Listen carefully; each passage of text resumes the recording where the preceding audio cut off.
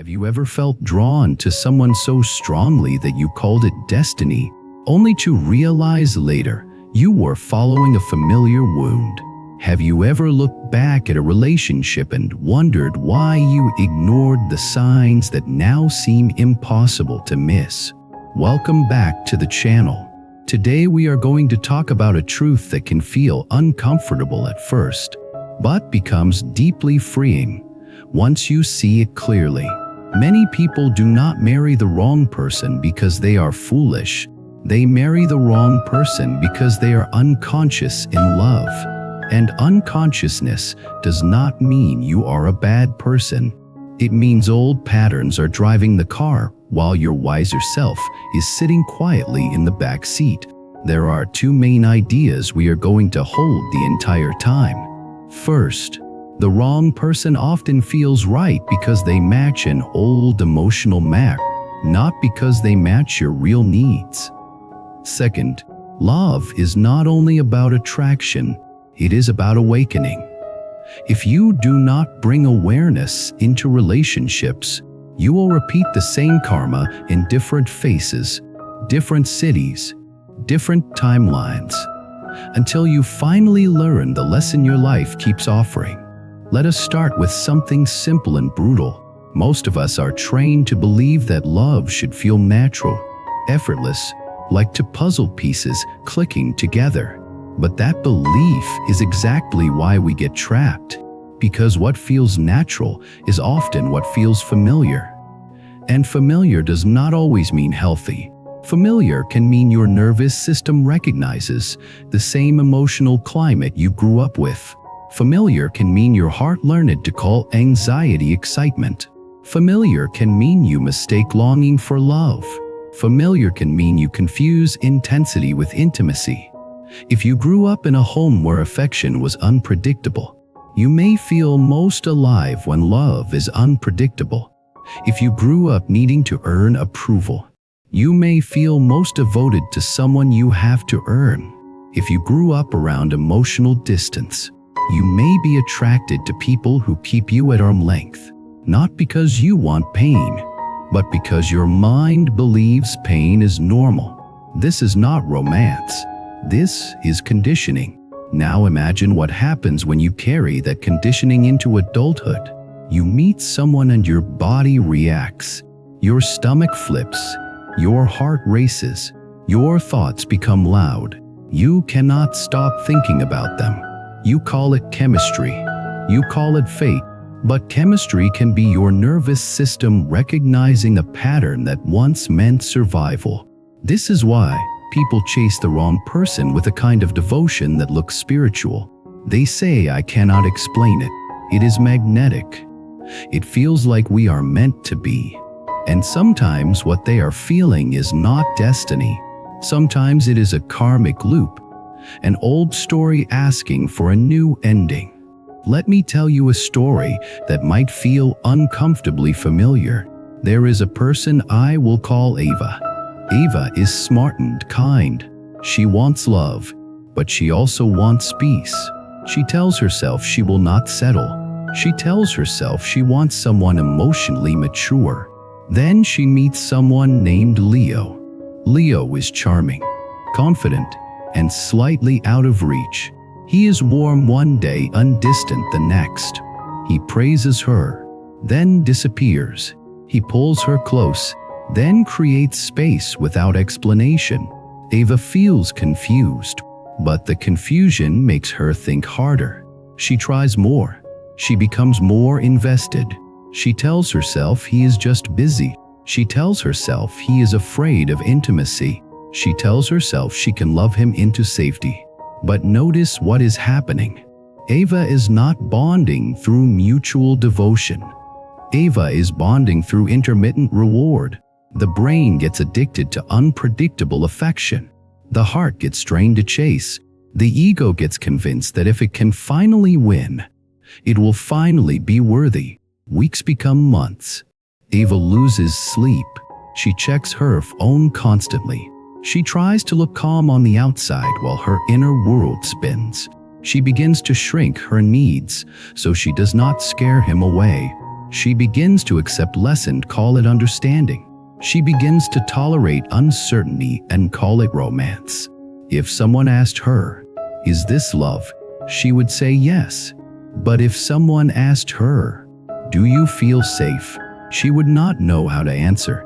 This is the wrong person pattern. Not wrong because the person is evil, but wrong because the dynamic trains you away from peace. It makes your love a form of spiritual leakage. Your attention leaks. Your energy leaks. Your self-respect leaks. And you keep leaking because you believe love means proving. Now, why does Ava choose Leo? Because somewhere in her early life, love was also unpredictable. Ava grew up with a parent who could be affectionate, then critical, supportive, then withdrawn, present, then absent. Ava learned that closeness is not stable. Ava learned that she must stay alert. Ava learned that love requires effort and anxiety. So when she meets Leo, her nervous system recognizes the pattern and calls it home. Not a safe home, a familiar home. This is where the spiritual teaching begins. Awareness means you stop calling familiarity destiny. Now let us go deeper. Many people marry the wrong person for a different reason, not because the person is distant, but because the person feels like a savior. Imagine a man named Noah. Noah has always felt invisible. He is hardworking, but he has a quiet sadness that he rarely speaks about. He meets someone named Mira who is bright, expressive, and full of life. When Mira looks at Noah with admiration, he feels seen for the first time. The warmth is intoxicating. He thinks, "This is it. This person is the answer to my loneliness." Noah does not fall in love only with Mira. He falls in love with the version of himself he becomes in her attention. This is another hidden pattern. You choose someone not because they fit your life, but because they temporarily heal your insecurity. But when you marry a person as a remedy, you create a fragile foundation. Because sooner or later, the remedy stops working. The honeymoon attention fades. The real-life stress arrives. Mira cannot constantly perform admiration. Noah begins to feel the old invisibility. And because he is attached to the feeling of being seen, he starts demanding it. He becomes needy or controlling, or he becomes resentful and cold. Mira feels pressured and withdraws. Noah feels abandoned and tightens his grip. Now the marriage becomes a battlefield of unmet childhood needs. This is why the wrong person can feel right at first. They activate a fantasy that temporarily covers an old wound. But marriage cannot be built on fantasy. It must be built on character, compatibility, shared values, and the ability to practice kindness under stress. Now I want to bring in the deeper theme of karma, because it helps explain why we repeat patterns even when we swear we will not.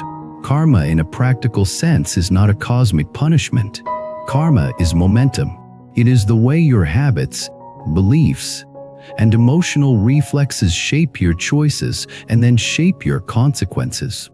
If you repeatedly choose partners who are unavailable, your karma is not that the universe hates you. Your karma is that your nervous system is trained to chase availability as if it must be earned. If you repeatedly choose partners who need rescuing, your karma is that you learned your value comes from being needed. If you repeatedly choose partners who criticize you, your karma is that you learned criticism is normal and you confuse it with intimacy. The universe does not need to curse you. Your own conditioning is enough. But here is the hopeful part. Karma can be transformed. Momentum can be redirected. Patterns can be healed. Destiny is not only what happens to you. Destiny is what you practice repeatedly. So how do you stop marrying the wrong person? Not by becoming cynical, not by shutting down your heart, You stop by becoming conscious. Consciousness in love begins with a simple move. You stop asking, "Do I feel drawn to this person?" And you start asking, "What part of me is being activated? Is it my peace? Is it my anxiety? Is it my hunger for approval? Is it my fear of being alone? Is it my desire to prove? Is it my longing to be rescued? Is it my impulse to rescue?" The wrong person often fits your wound like a glove. The right person often feels quieter at first because they do not trigger the drama your nervous system confuses with love. This is why healthy love can feel boring to someone who is used to chaos. Boring is not a flaw. Sometimes boring is safety. Now let us tell another story. Because there is a different way people marry the wrong person. They marry someone who looks right. Imagine a woman named Sophia. Sophia is under pressure. Family pressure, social pressure, time pressure. She sees friends getting engaged. She hears relatives asking questions. She feels the invisible clock in her mind. Sophia meets someone named Adam. Adam is stable. Good job, good reputation, good family. He is polite. He is acceptable to everyone. Sophia does not feel deep connection, but she feels relief. Relief that the questions will stop. Relief that she will not be alone. Relief that she will finally be safe in the eyes of society. So she marries Adam. At first, it works. The wedding is beautiful. The photos are perfect. People congratulate her. The pressure eases. Then real life arrives. Sophia realizes Adam avoids emotions. He dismisses her feelings. He treats her inner world like a nuisance. He does not know how to apologize. He is not cruel, but he is not present. Sophia begins feeling lonely inside marriage, which can feel more painful than being single, because there is a person beside you and you still feel unseen. She starts wondering what is wrong with her for wanting more. Nothing is wrong with her. What happened is she married an image, not a relationship. This is the wrong person pattern driven by fear of judgment. Now here is the spiritual medicine. When you choose love to satisfy the world, you sacrifice your soul to comfort other people's opinions. The cost arrives later, quietly, in your body, in your dreams, in the way your laughter becomes thinner. So consciousness means you stop letting external approval decide your most intimate destiny. Now, there is another pattern that is even more subtle. Some people marry the wrong person because they want to avoid pain. Imagine a man named Ethan. Ethan grew up in a home where conflict was terrifying. He learned to keep peace by staying quiet. He learned to avoid difficult conversations. He learned that love means harmony, meaning no friction. As an adult, Ethan chooses a partner named Lily who is easygoing in the beginning. She does not ask for much. She does not challenge him. She does not demand deeper intimacy. Ethan feels calm.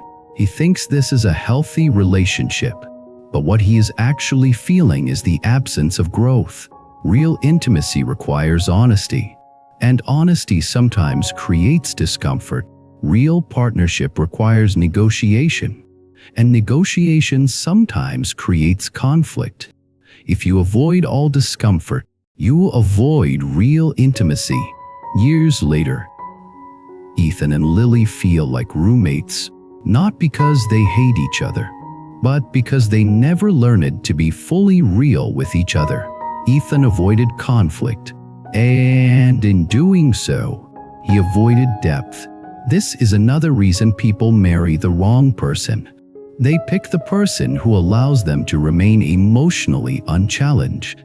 But the soul does not want comfort only.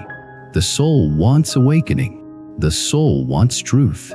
Now, you might be thinking, are you saying we are all doomed to choose wrong? No, I am saying we are all trained to choose unconsciously unless we practice awareness. The deeper teaching is that love is a spiritual practice. It reveals your mind. It reveals your ego. It reveals your fears. It reveals your attachments. It reveals your capacity for compassion and your capacity for control. It reveals the parts of you that want to merge in the parts of you that want to run. So the wrong person is not always a mistake. Sometimes the wrong person is a mirror that forces you to see what you need to heal. But here is the important boundary. A mirror is useful. A prison is not. If a relationship is consistently degrading your dignity, harming your mental health, or making you smaller, the lesson may be to leave, not to endure forever. Awakening does not mean tolerating harm. Awakening means seeing clearly and acting wisely. Now let us talk about why people ignore red flags. Because this is where the tragedy often begins. We ignore red flags because we want the fantasy more than we want the truth. We ignore red flags because we fear loneliness. We ignore red flags because we believe love means sacrifice. We ignore red flags because we think our patience will transform the other person. We ignore red flags because we confuse being chosen with being valued. We ignore red flags because our self-worth is fragile and attention feels like oxygen. We ignore red flags because we are addicted to potential. Potential is one of the most dangerous drugs in dating. Potential makes you tolerate present pain in exchange for future hope. But hope without evidence becomes self-betrayal. So here is a practice that changes everything. Do not date potential. Date patterns. Patterns show you karma. Patterns show you who a person is when they are stressed. Patterns show you how they handle responsibility. Patterns show you how they treat boundaries. Patterns show you whether they can repair after conflict. Patterns show you whether they can tell the truth when it costs comfort. Now let us weave in the Bhagavad Gita, all teaching about action without attachment, because it applies in love too. Many people stay in the wrong relationship because they are attached to the fruit. The fruit is the fantasy of marriage, the fantasy of being chosen, the fantasy of proving they are lovable, the fantasy of a perfect family, the fantasy of not starting over. Attachment to fruit makes people ignore reality. It makes them tolerate disrespect. It makes them stay in situations that slowly erode them. So the spiritual move is to act from dharma, from right action, instead of acting from attachment. Right action in dating can mean walking away when your boundaries are repeatedly violated. Right action in marriage can mean seeking counseling and setting clear standards for respect. Right action can mean telling the truth, even when it might end the relationship. Right action can mean choosing solitude for a season rather than choosing chaos for a lifetime. This is not cold. This is wisdom. Now, I want to bring in the concept of unconsciousness in a way that feels concrete. Unconsciousness in relationships often looks like this. You feel a strong emotion and you assume it is truth. You feel longing and you assume it is love. You feel jealousy and you assume it is devotion. You feel anxiety and you assume it is chemistry. You feel fear of losing someone and you assume it means they are important. But emotion is not always guidance. Sometimes emotion is a symptom. So consciousness means you slow down and ask, what is this emotion telling me about my pattern? If you feel anxious in the beginning of dating, do not immediately chase the person harder. Ask why your system is activated. Is the person inconsistent? Are you projecting fear? Are you repeating an old story? If you feel relief when someone is emotionally distant, ask why. Maybe you are afraid of intimacy and distance feels safe. That can lead you to marry someone who cannot meet you later. If you feel compelled to rescue someone, ask why. Maybe you learned that being needed is the only way to be loved. That can lead you to marry someone who drains you. If you feel like you must prove yourself, ask why. Maybe you learned your worth is conditional. That can lead you to marry someone who keeps moving the goalpost. This is the heart of awakening. You stop letting emotion doctor blindly, and you start using emotion as information. Now let me tell you a deeper story, one that ties many of these patterns together. Imagine a person named Rachel. Rachel grew up with a parent who was unpredictable, sometimes loving, sometimes absent. Rachel became hyper alert. She learned to scan mood, to anticipate, to please, to fix. She learned that love is something you maintain through effort. As a young adult, Rachel is attracted to people who are a bit emotionally unavailable. It feels normal when someone is stable and consistent. She feels restless, like something is missing. The missing thing is drama. Rachel meets someone named Jason. Jason is charming but inconsistent. He is warm when he wants something and cold when he feels overwhelmed. Rachel feels drawn. She calls it connection. She tries to earn his steadiness. Years pass. They get married because Rachel believes marriage will stabilize him. This is a common fantasy. People think commitment will cure immaturity. It rarely does. After marriage, the pattern intensifies. Jason uses withdrawal as control. Rachel uses overgiving as repair. They become trapped in a loop. Rachel becomes exhausted and resentful. Jason becomes defensive and distant. One day, after a painful argument, Rachel sits alone and realizes a truth that changes her path. She did not marry Jason because he was the best partner. She married Jason because he matched her childhood. That realization hurts. But it is also liberation. Because once she sees the mechanism, she can choose differently. Rachel begins therapy. She begins meditation.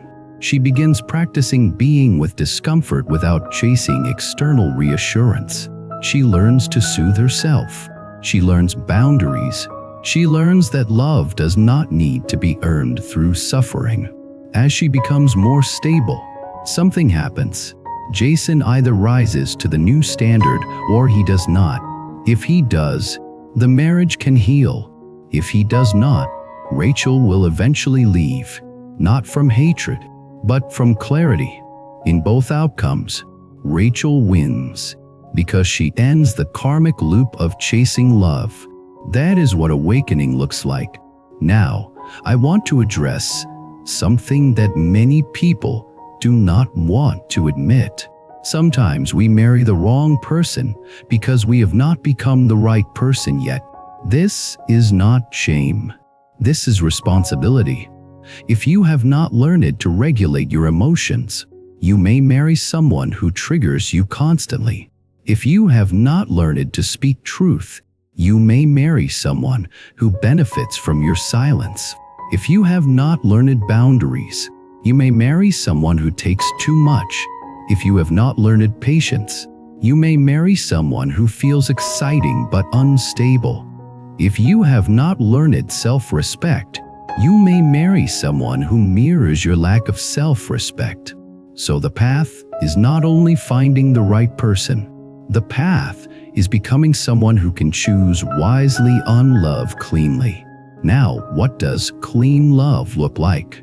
Clean love is steady, not boring because there is no joy, but steady because there is safety. Clean love includes honesty, not brutal honesty, but sincere honesty that does not hide behind politeness. Clean love includes repair. When conflict happens, both people can reflect, apologize, and adjust. Clean love includes boundaries. Both people respect each other's individuality. Clean love includes compassion. Both people care about the impact of their words and choices. Clean love includes responsibility. Both people show up even when it is inconvenient. Clean love includes growth. Both people are willing to learn. This is not fantasy. This is practice. Now let us talk about why the wrong marriage can still teach you something sacred. Even painful relationships can awaken wisdom if you choose to learn rather than become bitter. The lesson might be self-worth. The lesson might be boundaries. The lesson might be courage to be alone. The lesson might be the difference between love and attachment. The lesson might be how to stop repeating family patterns. The lesson might be how to keep compassion without staying in harm. But here is the key. The lesson must lead to transformation. If you keep repeating the same suffering without growth, you are not learning. You are stuck. So how do you know you are transforming? You stop romanticizing inconsistency. You stop calling anxiety love. You stop begging for basic respect. You stop shrinking your needs to keep someone. You stop trying to fix people who refuse accountability. You stop confusing loneliness with failure. You stop using relationships as proof of worth. This is the inner revolution that changes destiny. Now let me shift into a more intimate tone, because I know some of you watching are already married and you are wondering what to do with this. If you are married and you suspect you married the wrong person, do not rush into panic. First, get clear on what wrong means. Wrong can mean there is no basic respect, no safety, no accountability. That is serious. Wrong can also mean you are both unconscious in repeating patterns. That can be healed if both people are willing. So the real question is not, did I marry wrong? The real question is, can we become conscious together? Conscious marriage requires two people willing to practice. It requires willingness to communicate without cruelty. It requires willingness to listen without defensiveness. It requires willingness to take responsibility instead of blame. It requires willingness to set boundaries with kindness. It requires willingness to seek help when stuck. If one person refuses all of that, then the marriage may become a classroom where the lesson is learning when to let go. Letting go is not failure. Sometimes letting go is the first time you honor your own soul. Now I will move toward the closing with the final layer, the layer about compassion, because I do not want this topic to turn you into suspicion and hardness. Compassion matters. People are wounded. People are imperfect. People carry conditioning. People can grow. But compassion without discernment becomes self-betrayal. Discernment without compassion becomes bitterness. So the middle path is compassionate discernment. Compassionate discernment says, I see your humanity, and I also see my boundaries. Compassionate discernment says, I do not hate you, and I will not allow harm. Compassionate discernment says, I can care, and I can still walk away. This is spiritual adulthood. Now, I want to share something that comes up often in conversations with people who have lived through heartbreak, divorce, or long, painful relationships. Many of them say the same thing in different words. They say, I wish I had trusted the quiet voice early. The quiet voice that said, this feels unstable. The quiet voice that said, I am always anxious. The quiet voice that said, they do not take responsibility. The quiet voice that said, I keep making excuses. The quiet voice that said, I am shrinking. That quiet voice is not paranoia. Often it is wisdom, but many people ignore it because they want the fantasy, or because they fear being alone, or because they believe love means tolerating pain. So, if you take one thing from this video, let it be this. Do not ignore the quiet voice. Now I will close by bringing it back to you, because the goal of this channel is not to give you clever ideas. The goal is to help you awaken in your real life. If you are single, use this as a mirror. Ask yourself what patterns you repeat. Ask yourself what you confuse with love. Ask yourself what you fear. Ask yourself what you need to heal before choosing. If you are dating, slow down. Watch patterns. Watch accountability. Watch how the person handles stress. Watch how they treat boundaries. Watch whether they can repair after conflict. Do not rush because of chemistry. Chemistry is not character. If you are married, ask whether your relationship is becoming more conscious over time. Are you growing in wisdom? Are you growing in compassion? Are you building peace? Or are you repeating the same cycle with deeper resentment? And remember this, a wrong person is not only a person. A wrong person can also mean a wrong dynamic. Sometimes two good people create a painful dynamic because they are unconscious. That can change if both wake up. But if only one wakes up, the awakened one must decide whether staying supports growth or supports suffering. That decision is not made by fear. It is made by wisdom. Thank you for coming back to the channel and spending this time with me. Now I want you to share your story in the comments. Have you ever realized you were attracted to someone because they felt familiar, not because they were good for you? What did that teach you? What pattern did you break? And if you are still in the middle of the lesson, what do you wish you could tell your future self? If you want more videos like this, subscribe, like the video, and leave a comment so the community grows. And if you want to support the channel more deeply, you can join as a member so we can keep creating long, honest conversations that help people live with more wisdom, compassion, and inner freedom. I will see you in the next one.